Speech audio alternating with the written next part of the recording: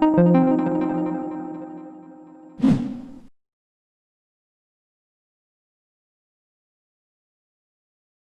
morning. Welcome. Good morning. Yeah, thank you. And first of all, a big congratulations to your Microscopy Today Innovation of the Year Award. Thank you. It goes to the entire team. So, can you tell us, how did you feel when you first heard the news? Yeah, it was great, of course. It was great to hear that we were selected as the Innovation of the Year.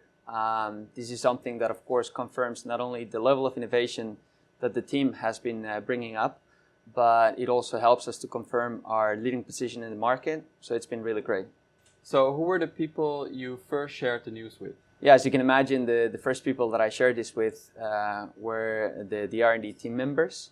As soon as I heard about this innovation award, I immediately called for a meeting so that I can tell everyone about this. None of this would have been possible without the ongoing effort of everyone within the R&D team. So they were the ones who deserved to know first. And of course, to me, it's been a privilege to have had the chance, or to still have the chance, to lead what I consider is a world-class R&D team. So it's been great. And can you tell us something about the innovative aspects that made it earn the reward? Yeah, so this is all thanks to the different components that make up the stream system. We've got the nanocell, the holder, we've got our pressure-based pump, and of course the hardware that allows us to introduce the stimuli. The nanocell, which has a patented design that allows us to have on-chip inlet and outlet so that we can have a well-defined microfluidic path. We have the holder that gives us this modularity or this modular design so that you can disassemble the tip at any point, do some thorough washing. You can put the tip in a sonicator, and because you can remove the tip, you can also replace the inner tubing at any point so that you can prevent cross-contamination or clogging.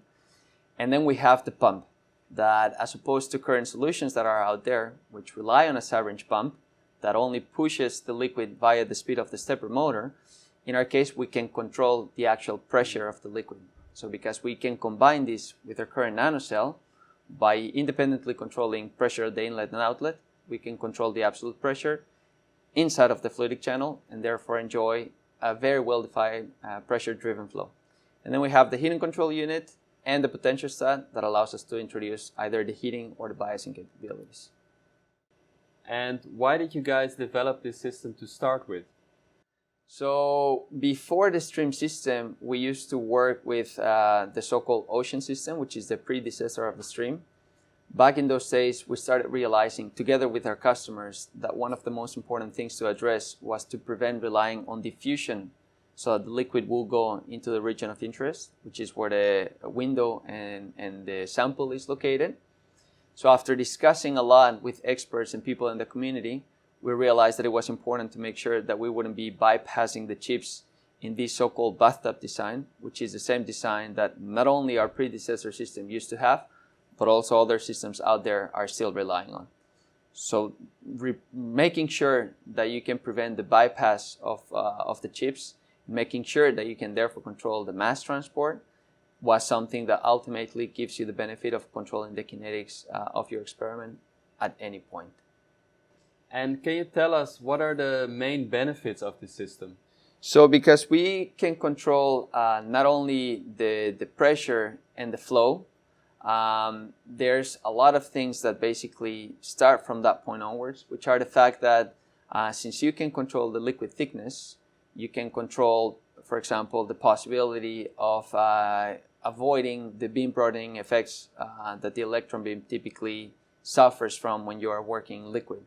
If you can achieve that, then that means that you can start providing meaningful electron diffraction capabilities, meaningful EOS capabilities. You can do elemental mapping in liquid.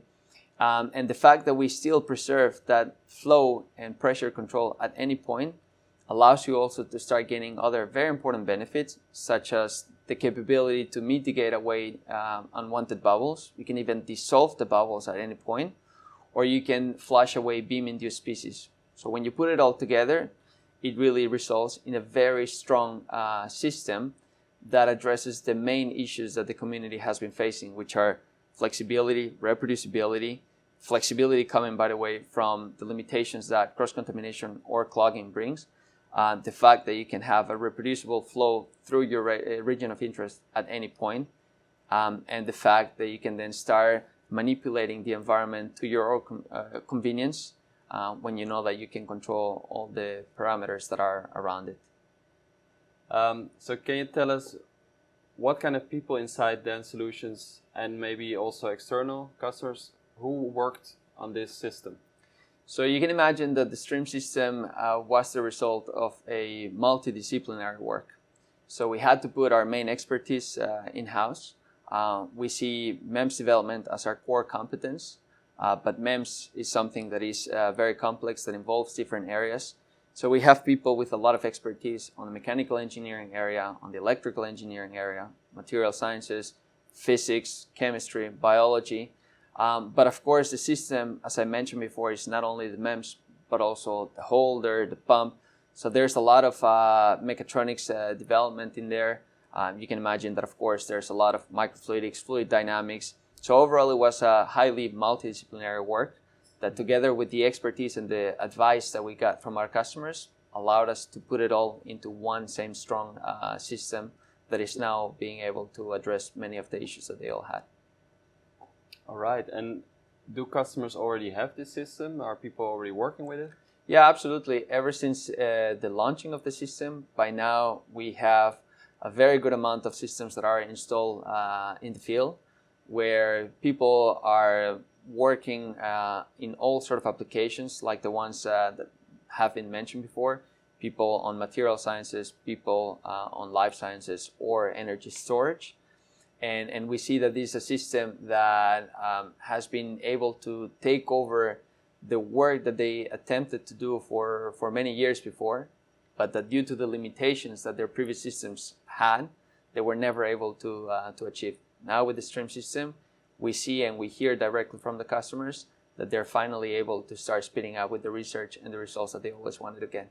So it's a great feeling for us to know that the value is really there. So who are the people that will benefit most from this system? Of course, the stream system finds its applications in a wide variety of opportunities. On one side, people in material sciences, people interested in, for example, nucleation work, in chemical reduction processes, where it is very important not only to control the kinetics, but also to control the temperature.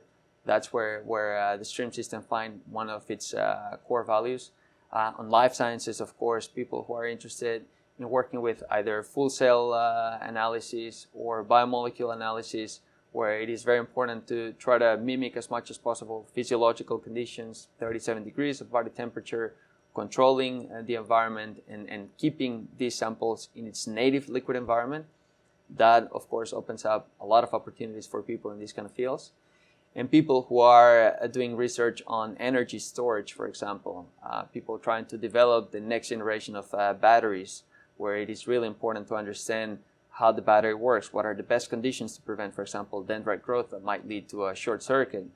People working on fuel cells, people working on corrosion. There's really a wide variety as well of electrochemical applications where the stream also brings a big added value. All right, and people are also curious, of course, what future developments lie ahead. So can you tell us something about that? So despite the fact that our current stream system is already addressing most of the most important issues that they wanted to avoid, we still remain very self-critic to our own developments, and we keep analyzing what the main areas of opportunities for our system still are.